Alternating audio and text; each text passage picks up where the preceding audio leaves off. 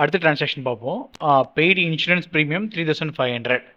So இந்த insurance ப்ரீமியம்ங்கிறது என்ன அப்படின்னா கம்பெனிக்கு வந்து ஒரு எக்ஸ்பென்ஸ், இந்த ஃபேமுக்கு ஒரு எக்ஸ்பென்ஸ் மாதிரி.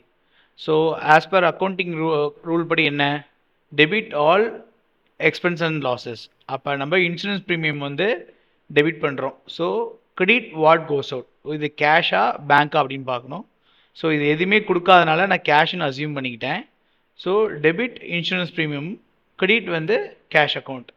ஸோ இப்போ டேலியில் போயிட்டு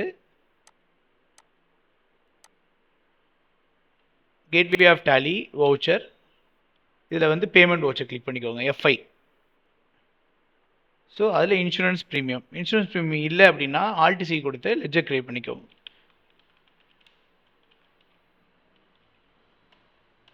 இதில் வரும் இன்டைரக்ட் எக்ஸ்பென்சஸ்.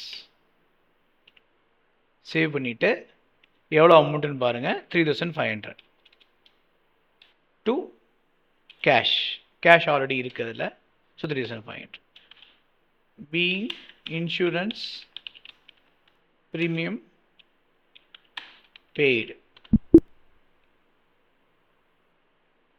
வெளியே வந்துட்டு கேட்வே ஆஃப் டேலியில் டே புக்கில் போயிட்டு அந்த என்ட்ரி இருக்கான்னு பார்த்துக்கோம்.